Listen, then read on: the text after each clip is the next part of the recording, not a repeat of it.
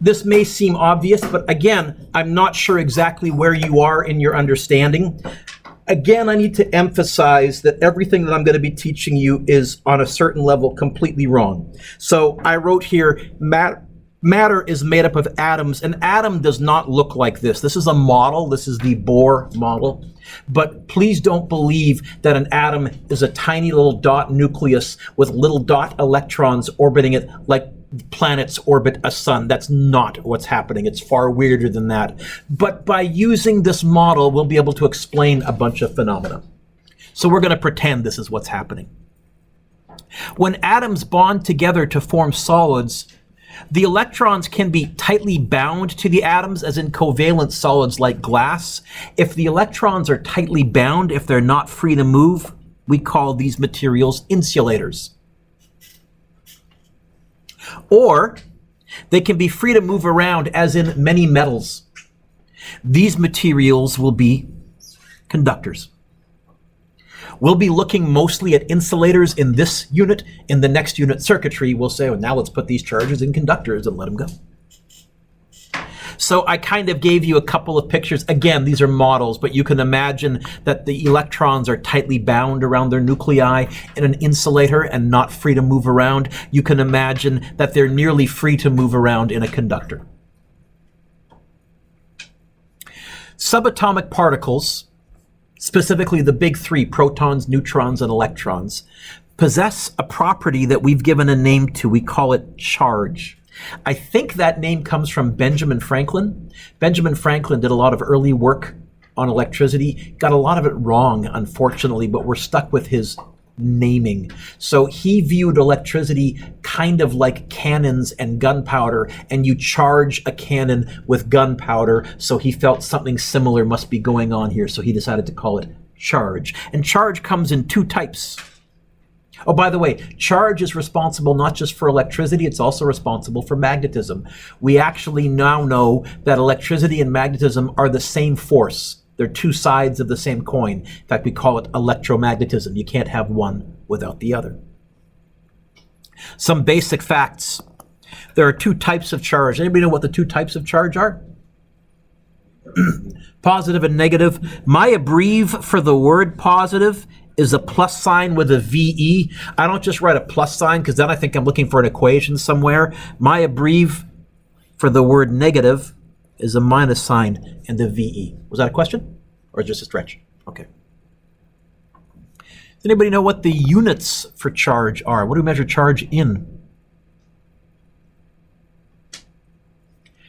It's in the title. Coulombs.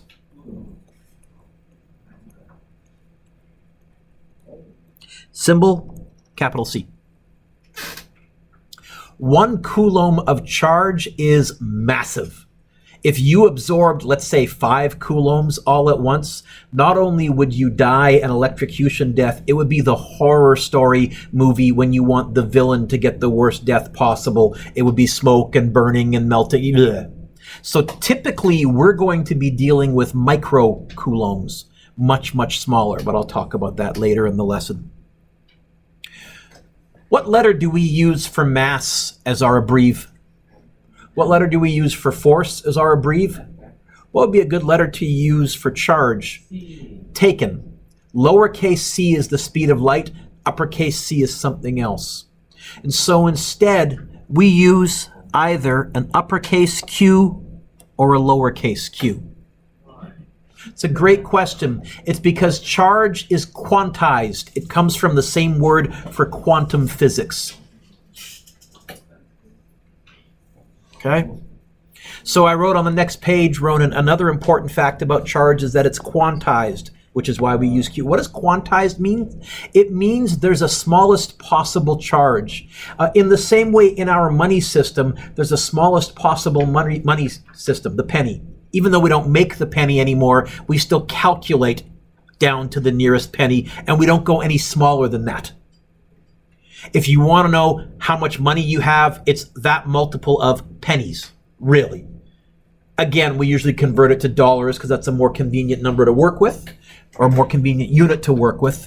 But in the same way that the smallest unit of our financial system is the cent, and anything more than that is however many pennies, n times the number of cents. There is a smallest charge. It's the elementary charge, and it's on your formula sheet. Find it.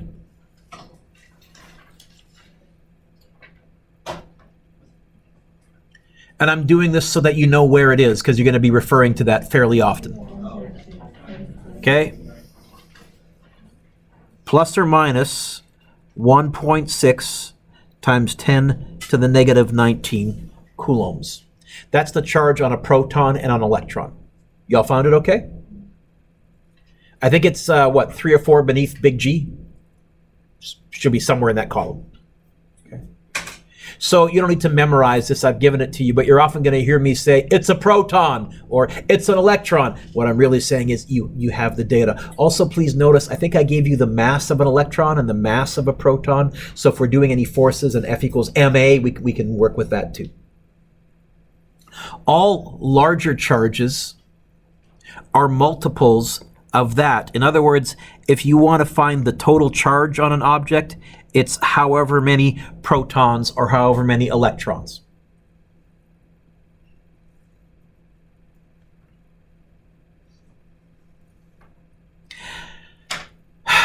And again, I've lied. This is what we believed at the turn of the last century in the 1900s, but then we learned that actually it turns out protons and charges, this elementary charge, it can be broken down further. There are particles called quarks which have a charge of 2/3 of this or 1/3 of this. We're going to pretend they don't exist. Okay? So I included quark. Don't cross it out, but in your mind you can kind of cross that out. We're not going to talk about quarks. In this course, you'll get a data sheet. You have it from me.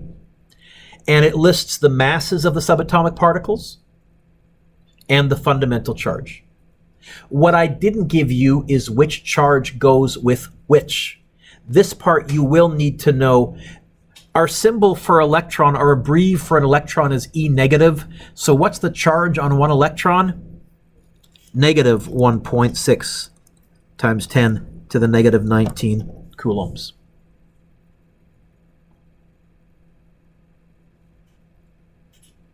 Our symbol for proton is a P and then a little plus sign sitting where the exponent is. Does anybody guess what the charge on a proton is? Positive 1.6 times 10 to the negative 19 coulombs. Our symbol for neutron is an N with a little 0 where the exponent is. Can anybody tell me what the charge on a neutron is? No charge. 0.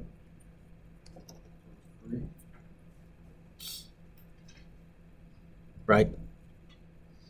Yeah, neutron walks into a bar and says to the bartender, how much for a drink? The bartender says, for you, no charge. Yes, there's the punchline.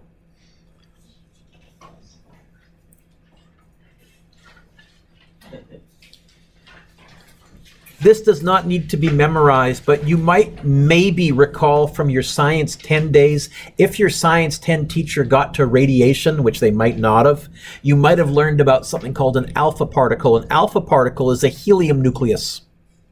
It contains 2 protons, 2 neutrons, and no electrons. What's its total charge? Well, the charge is going to be 2 protons, 2 times 1.6 times 10 to the negative 19, plus 2 neutrons, 2 times 0.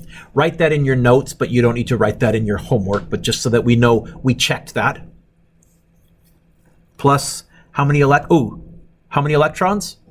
And it would be 0 times negative 1.6 times 10 to the negative 19. What if we had 2 electrons? What would the charge be on this helium? Yeah, and that's the helium atom that's sitting on your periodic table, because the ones that you have on your periodic table are not ions, they're atoms. They all have the same number of protons and electrons, so their net charge is always 0. Here, I think I can do this in my head, 3.2 times 10 to the negative 19 coulombs, yes? 2 times 1.6. Everything else is 0.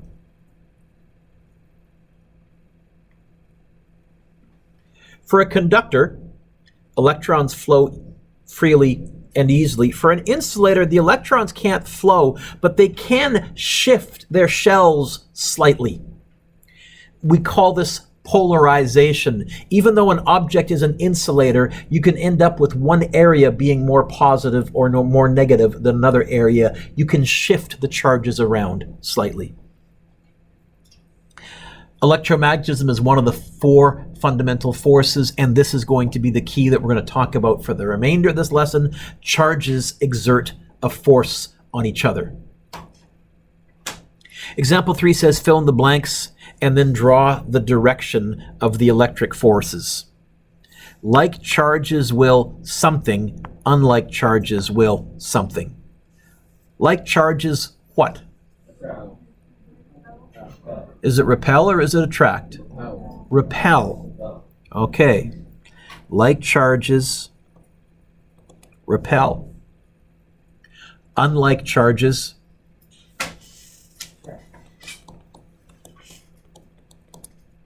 So this picture right here, if I were to draw the force arrows here, which way is this top charge feeling a force from this bottom charge? It's going to feel an electric force this way. This is going to feel an electric force that way. What about this second situation here? Which way will this left-hand charge feel a force due to this right-hand charge?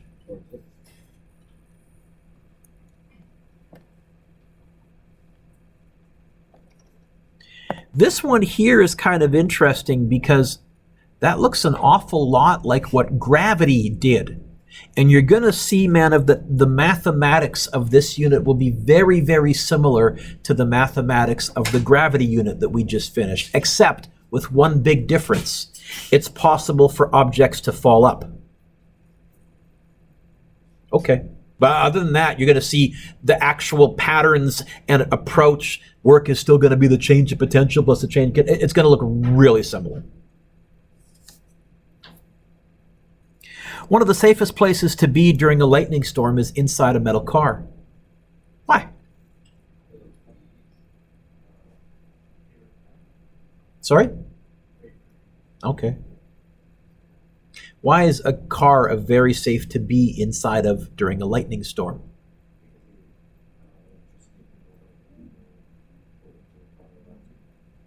Caden?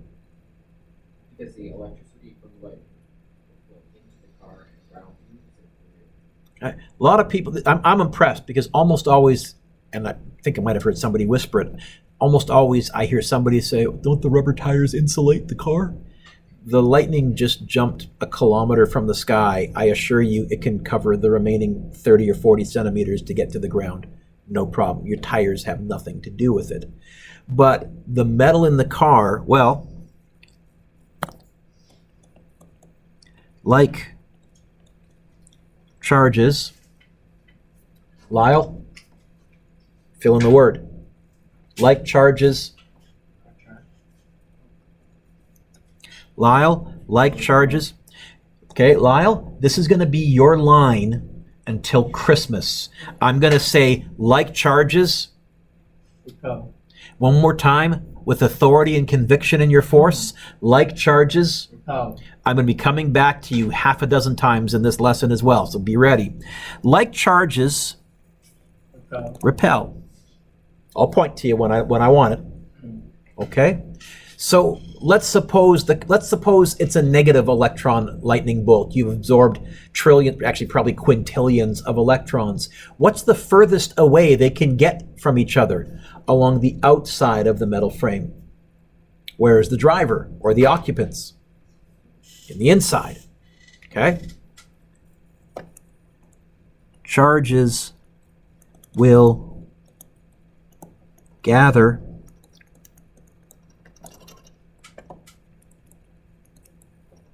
on the outside of the car. But it has nothing to do with the tires.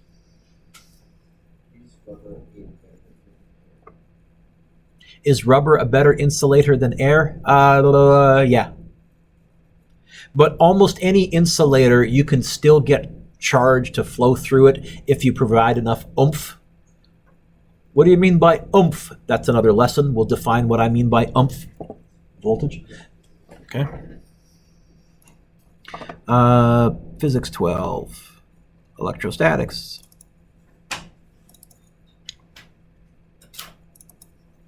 Which pencils down? Look up. Did you know that in this country more people are struck by lightning than are crushed by reptiles or injured as the result of a prolonged stay in a weightless environment? Yep, it turns out lightning really is a hidden menace. Your point being? Well, what happens if you're struck by lightning in a car? Oh, you'd be alright though, because you've got rubber tyres. Not necessarily, you see, because car makers don't test for this sort of thing. So, after being pelted by golf balls, Top Gear arranged for a car to be struck by lightning, with me in it. There are very few places in the world that have the technology to blast a car with lightning. Two of those places are in Holland and Germany, but only one of those nations is laid back, liberal and fun-loving enough to let me actually sit in the car whilst they hit it with 800,000 volts. Yep, it's those zany Germans. This is the Siemens High Voltage Lab in Berlin.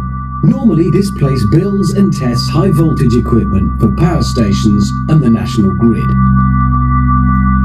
These transformers can generate almost 2 million volts of pure electricity.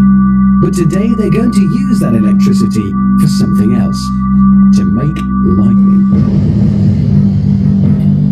They're going to zap me and this car with 800,000 volts, which is a lot. Stuff in your house runs on 240 volts.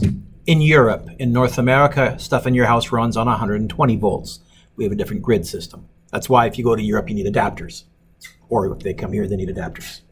If it hits me directly, they'll clear me away with a shovel.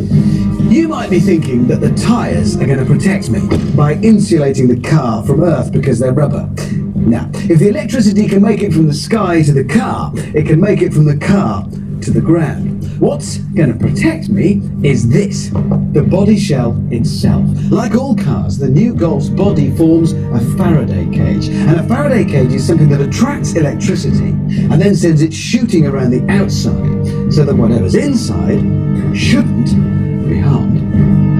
But the problem is, this isn't like brakes or airbags. Car firms don't test for lightning strikes, so I've no idea how it'll go. Right, my life is now in the hands of A-level physics. The lightning will come out of these transformers, along the wires, and then shoot down to the car. What was that?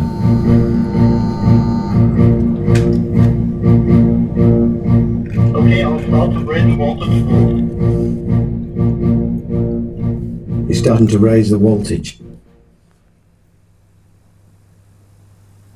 200,000 volt.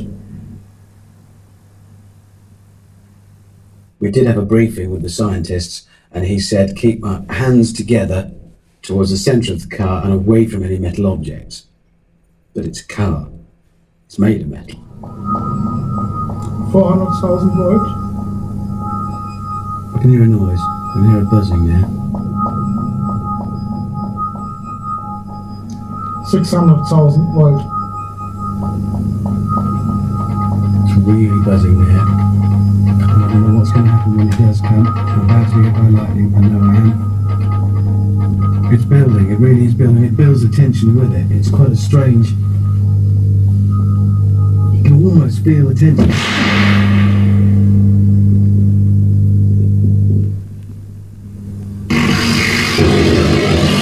Oh, it's scary.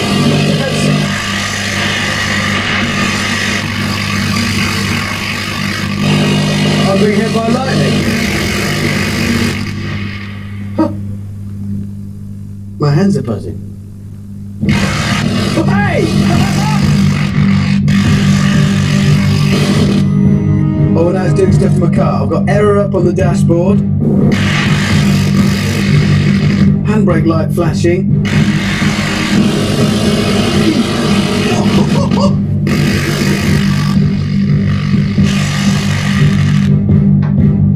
So it works.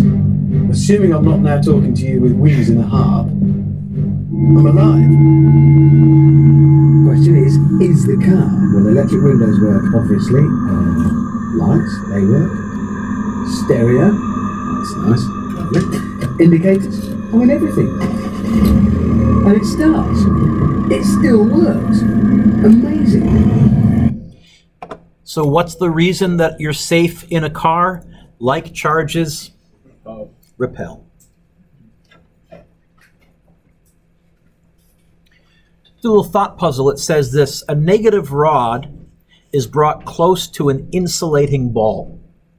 The ball is first attracted, but then repelled by the rod. Explain why this happens. In fact, I have a setup here. Let me pause the video for those of you at home, sorry. So we're going to do what we call a charge diagram. A charge diagram is a rough representation, Adam, of the kind of charge. Adam, you with me? You good? Okay. Thought you were zoning out for a second there and foolish looking at your phone or something. That would be silly. Okay. And can you get your mask up, kiddo? A charge diagram is a kind of a sketch, because really there's quintillions of charges. We can't draw them all. So we're just going to kind of show some of the net charges. It says the rod was negative, so I'll do that. The ball was neutral, so I'll say it had some positive and some negative. And let me zoom in more so you people in the back can see. At the beginning, the ball, you saw it got attracted to the negative rod. Why? Well, like charges, so unlike charges, everybody? How could we have like or unlike charges if this is neutral? Well, the rod is negative. What really happened in that styrofoam, the charges shifted slightly so that the left side became more positive and the right side became more negative. Still a neutral ball, but now you have the positive closer to the negatives. It's going to be attracted because they're unlike. Yes, these negatives are repelling those negatives, but they're further away, so the repulsion force is not as strong as the attractive force. As soon as they touch, however, some of these negative charges jump over onto that little ball. So now, instead of having one positive and one negative, it might have one positive and three negatives. So that ball is now overall no longer neutral. What's the charge on that ball? And now like charges repel.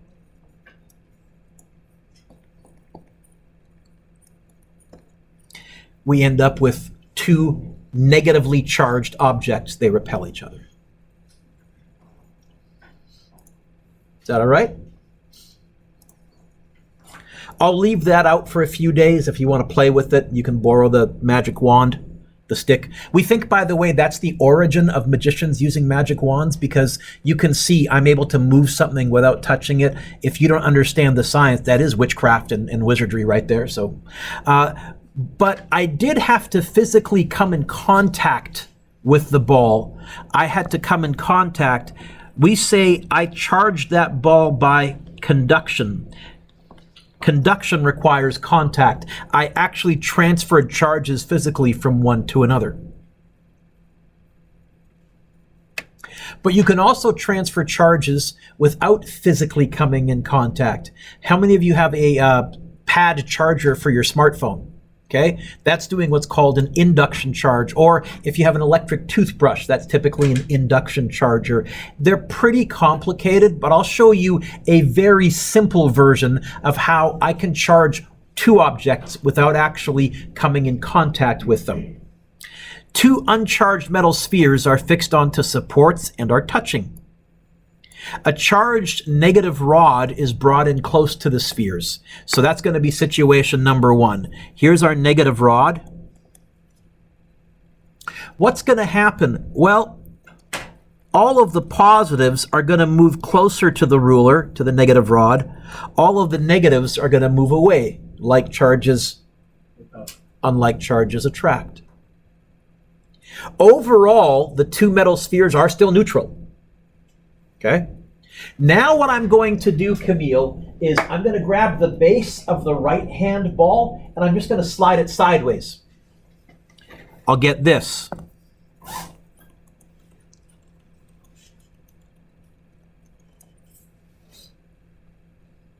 And then if I take the rod away, I end up with one ball positive, one ball negative, but did I actually transfer any charge from the rod? No, I was able to induce a charge in both of those objects with a little bit of cleverness. Now, the ones that are going on in the charging pads are way more complicated than this, or in your electric toothbrush, but point being, with a bit of cleverness, if you give an engineer a good incentive, we can come up with ways to induce charges in other objects without physically passing a charge from one to another.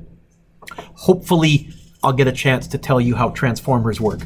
Not the toys, the electrical devices. So you could see that the plastic rod was applying a force to the little hanging ball. Because, okay, how do you calculate that force? This is Coulomb's law. Electrical force is equal to K Q1 Q2 over R squared. What does that look kind of like? It looks an awful lot like the gravity one. In fact, the mathematics is going to be really, really similar. Except we don't have big G, we have little k. What's little k? It's a much nicer constant. Check your formula sheet. Yeah, way easier to type than 6.67 times 10 to the negative 11. Also, the fact that it's 9 times 10 to the positive 9 versus 6.67 times 10 to the negative 11 tells you electricity, electromagnetism, way stronger than gravity. I see some skepticism. I'll prove it to you very quickly. Pause the video for the fact that this looks so much like the equation for the force of gravity, and that there's two types of charge, has physicists have wondered for well over a century. Are there two types of mass? Is there the equivalent of negative mass? Is there an anti-gravity? No, we don't think so, but it'd be nice. Oh, but because there's two types of charge, one positive, one negative, you could end up with negative answers. I think if you look, can you find this equation on your formula sheet, please? I think it'll be on the front page, beginning of the second column. What did I put around the Q's? Not a box. Absolute value. You'll often see it written like that, and that's saying don't put the negatives or positives of the charges into the equation. Instead, you'll use the negatives and the positives to figure out the direction of the force by using like charges and unlike charges attract. So don't put negatives and positives in here. Mr. Dewitt, does that mean the ones that don't have an absolute value, we will put negatives and positives? Yeah. So, to find the direction of the force, we use like charges and unlike charges attract. Put your pens down, look up.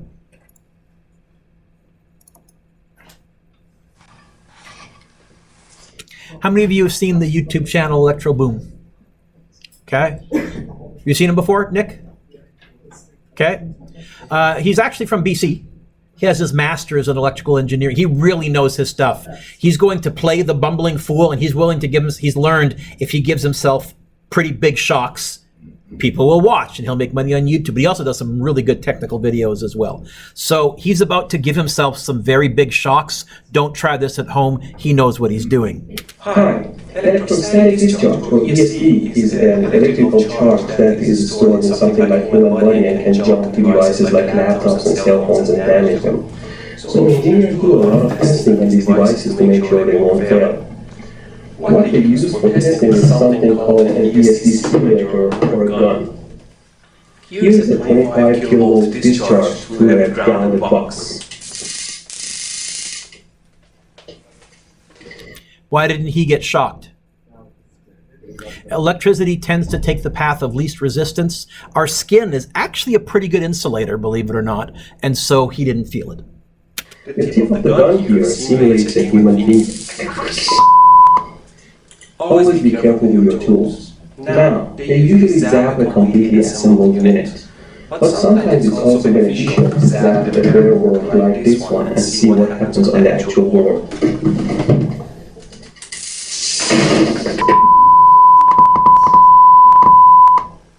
Never hold the board you're zapping in your hand because the ESD will jump to your body through the board.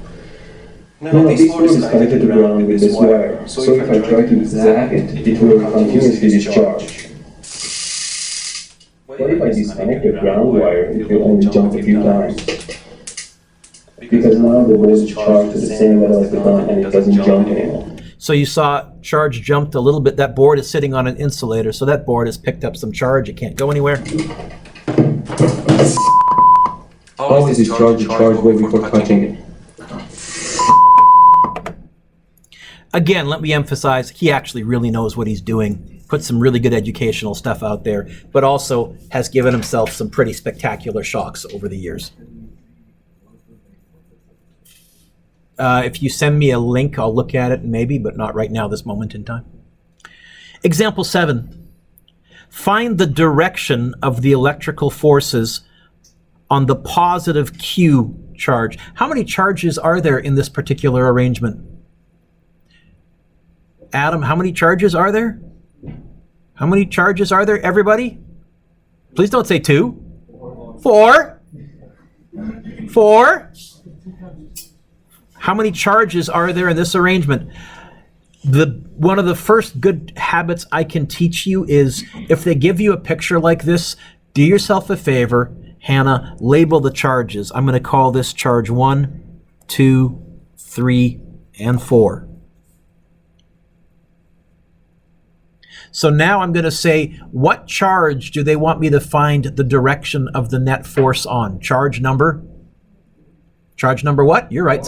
Okay, so we're all looking at charge 1. Here's what we're going to do. There is no way to look at more than 2 charges at once. I'm going to find the direction that charge 2 exerts on charge 1. I'm going to find the direction that charge 3 exerts on charge 1. I'm going to find the direction that charge 4 exerts on charge 1, and then I'll add them tip to tail vectorially. So charge 1 and charge 2, like or unlike? So which way is charge 1 feeling a force from charge 2? Attract down or repel up? I'll call that F2 to go with force from charge 2.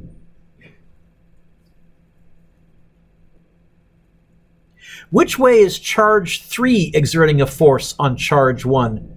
Are they like or unlike? So is charge 1 going to feel attract to the right or repel to the left? Bigger, smaller, or the same size as charge 2's force? Let's see. Same magnitude, and I think it looks like it's the same distance. So I'm going to say draw it about the same length. I'll call that F3. Which way will charge 4 exert a force on charge 1? Are they like or unlike? So will it attract down and right, or will it repel up and left? Bigger, smaller, or the same size as these forces? Why smaller? It's the same magnitude. Further away, so I'll draw it a little shorter like that. I'll call that F4. Alessio, how would I add all of these together? Draw them. So it's going to look like this. Here's F2. Here's F3. And then I guess F4 would be about like that. The resultant, Hannah, is that right there in red. That's the net force. In other words, if we had all these charges thumbtacked to a piece of paper and we instantly lifted up all the thumbtacks so they were free to move, or better yet, if we held these ones in place and just let this one move, it would start to accelerate this way. But of course, this is really complicated. As it did that, as it got closer to this repulsive force would get stronger and stronger and stronger. There's probably a point, maybe right around here, where the repulsive force that way and the attractive force that way would cancel out. There's probably an equilibrium point somewhere between those charges. Somewhere. I'd need distances and things to be able to figure that out. So how do we figure out the direction? We use like charges Like charges. Okay, you got one line. Like charges. Well done. Unlike charges attract. So how do we solve force problems? Well, the first thing you're going to have to do is make sure everything is in coulombs, because you're going to find most of the time the stuff that I give you is not in coulombs. It'll be in microcoulombs. What are microcoulombs? We'll get to one in just a second. Then substitutes the charges and the distance into Coulomb's law to find the magnitude. Then use like repel, unlike attract to find the direction. And then, if necessary, if you got more than two charges, add the net forces tip to tail.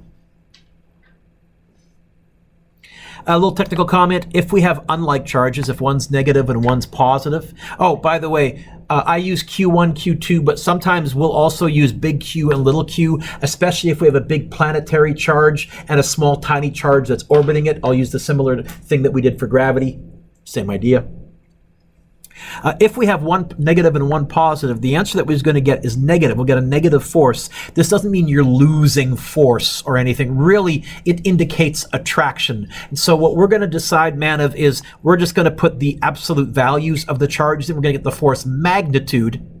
So our answer for the force will always be positive. And then we'll use, to get the direction, like charges, unlike charges attract. Okay.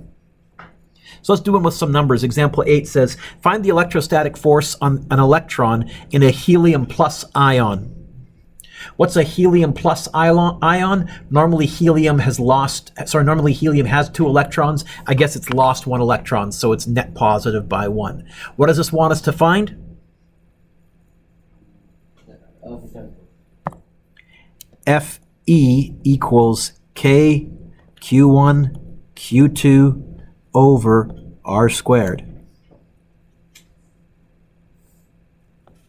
Let's plug in numbers. What was K again? 9 times 10. Much nicer constant. But that's what we need to get an answer in newtons. Q1 is the nucleus. What's inside the nucleus? So it's going to be 2 times, it's a proton. 1.6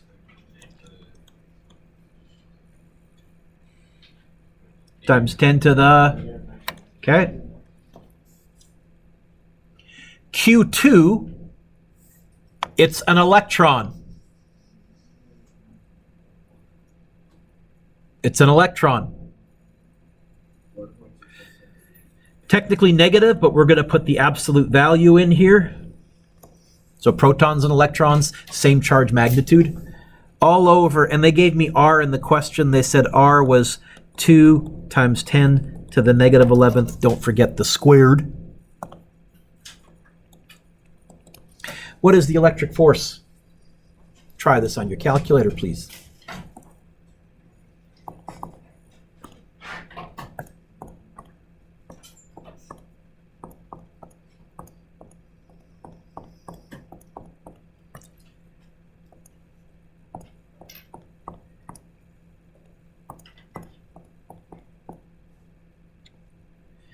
I got 1.152 times 10 to the negative 6. See if you get that.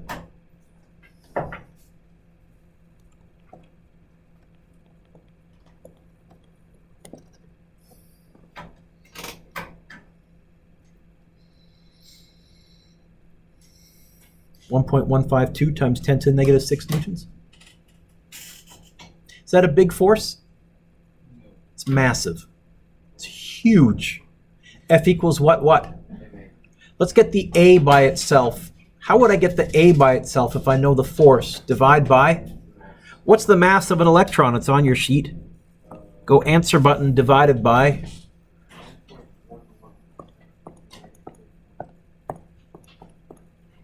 The acceleration this electron is experiencing is 1.26 times 10 to the 24th. How many G's is that? Divide by 9.8. A fat ton.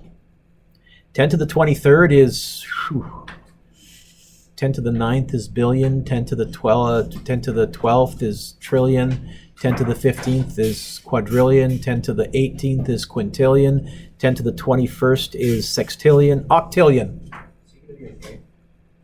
Sorry? Yes, because this is not what's happening in real life. Electrons aren't little dots that are going around a circle. This is a model that will explain some things. And so depending on how you view what exactly is going on here, you can say that this electron is experiencing a force and an acceleration. But it's also not, depending on how you view things. But certainly on the atomic scale, that's a massive force. Really big. Next page. I like example 9, I like example 9, I like example 9. Example 9 is a nice question.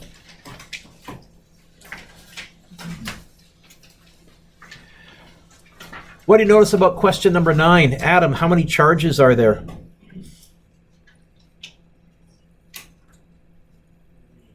How many? Loud and proud. How many? Now, you'll notice I've given you the charges in microcoulombs. See the little mu symbol? From the metric chart that I gave you on your formula sheet, what's micro?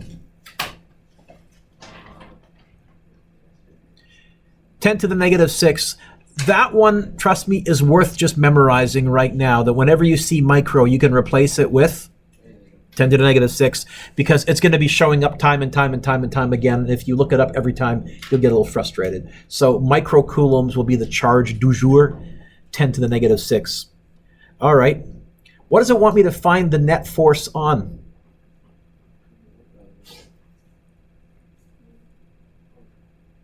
You know what? It's really tough to figure things out. Thank you. She did this because she said Mr. Dewick reminded us that when in doubt, label your charges. And so, charge 2. Now I can exactly know what I'm talking about.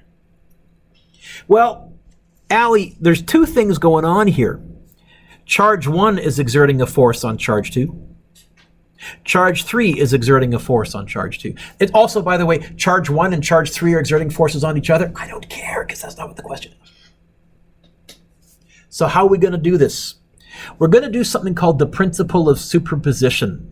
That's a fancy way for saying we're going to pretend that that charge doesn't exist. We're going to find the force that charge 1 exerts on charge 2, magnitude and direction.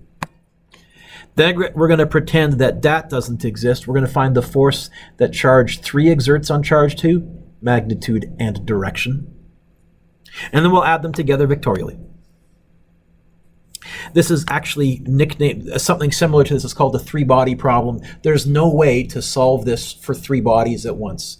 If you can figure out a way to do this for 3 bodies at once, or for 3 planets at once, if we're talking about gravity, there's a Nobel Prize in physics waiting for you. It's one of the big unsolved issues of the time. So let's write that out, but I don't want to write a whole paragraph. Sophia, here's what I'm going to say.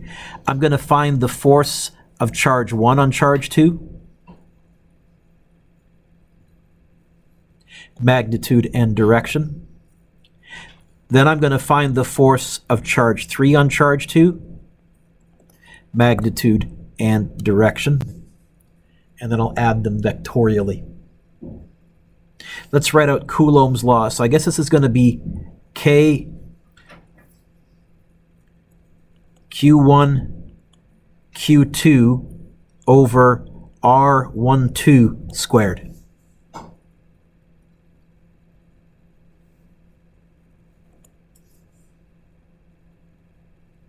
What's K?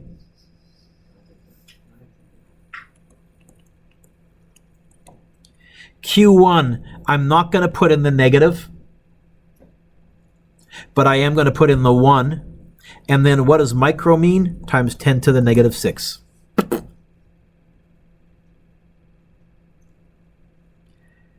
Q2, positive 1 times 10 to the negative 6. All over.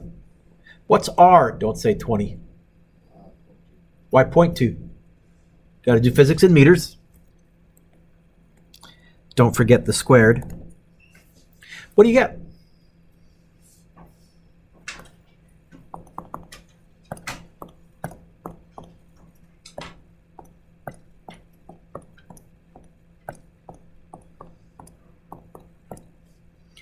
Those of you that have the calculators that has the constants built in, like big G, I think K is built into your calculator if you want to use it. And I think the elementary charge, it probably is, and possibly even the mass of a proton and the mass of an electron. But it's up to you if you want to use those or not. I got 0.225.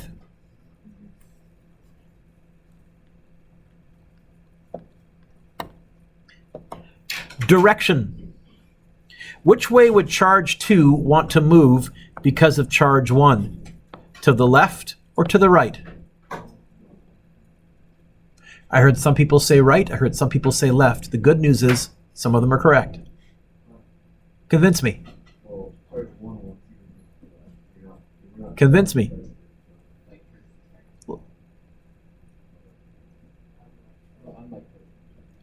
Are they unlike charges? They attract, so left.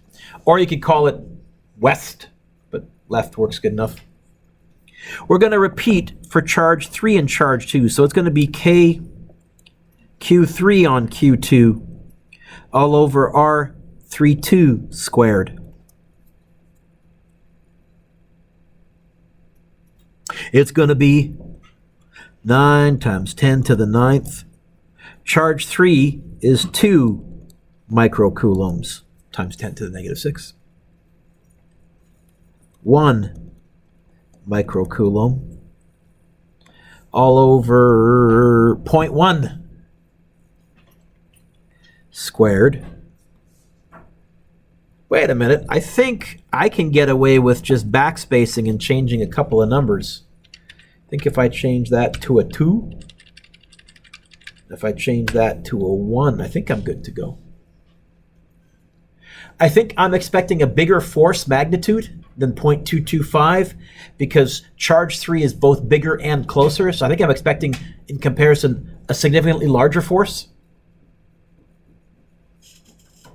Y'all get 1.8? No, yes? Yep. Direction.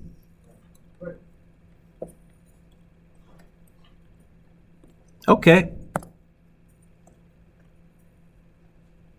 The net force is going to be, how would I add 1.8 right to 0.225 left?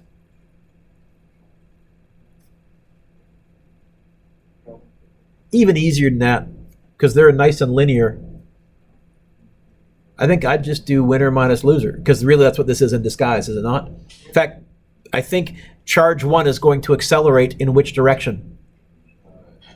How do I know? Unbalanced force in that direction. Okay, so yeah, it's going to be 1.8 minus 0.225. If they were in the same direction, I'd add them together. Otherwise, winner minus loser if they're linear. Now, Alessio, if they weren't linear, if they were at weird angles, then I'd be drawing vectors and tip to tail. And as much as I like that, I'm not going to give you ones like that this particular year where I'm trying to make up some lost ground. Do you get 1.575 newtons to the right or east? Yeah. Okay.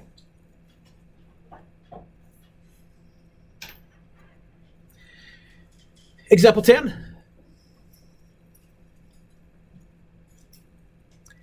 At which point, approximately, could we place a positive 1 microcoulomb charge? What kind of a charge? Positive. So that it would experience no force, A, B, C, D, or E. You know what? Let's go process of elimination. Let's pretend I put a positive charge at location A. Which way will charge, let's label these.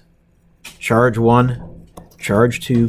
Which way will charge 1 exert a force on a positive right there? Will it pull it right or push it left? So I would have that force from charge 1. Which way will charge 2 exert a force on this charge right here? Pull it right or repel it back? Now, I don't know which one of these is bigger or smaller, but no matter what, we have an unbalanced force because we have 2 rights, no lefts. It can't be there. There's no way that it would have no net force there. Let's flip to the far side and see if we can use the same reasoning. So, positive. Which way would charge 2 exert a force on a positive charge here? Which way would charge 1 exert a force? Weaker, but also to the left. Is there any way left plus left can give you 0? In fact, where am I leaning towards, do you think? B or D? Certainly. Let's just eliminate C just to be meticulous. I think C, if we put a positive right here, it would get attracted that way and attracted that way, because unlike charges attract.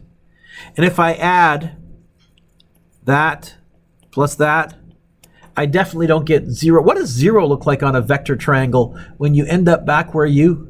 That's what a 0 would be. I didn't do that. I ended up down and right. So I would say, nuh-uh. What about B?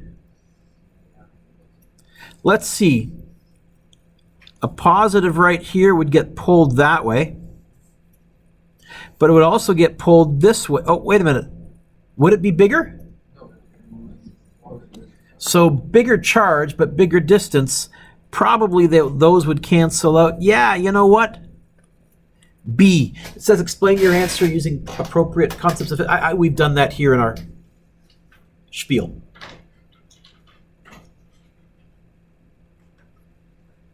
Number 11 is really cool. What you would do is you would find the force from this charge on the electron, magnitude and direction. Find the force from this charge on the electron, magnitude and direction. And you would add them vectorially, but I'm going to skip that. So what's your homework?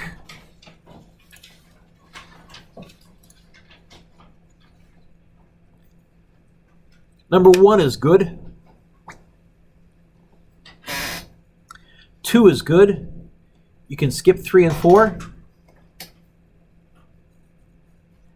5 and 6 are good.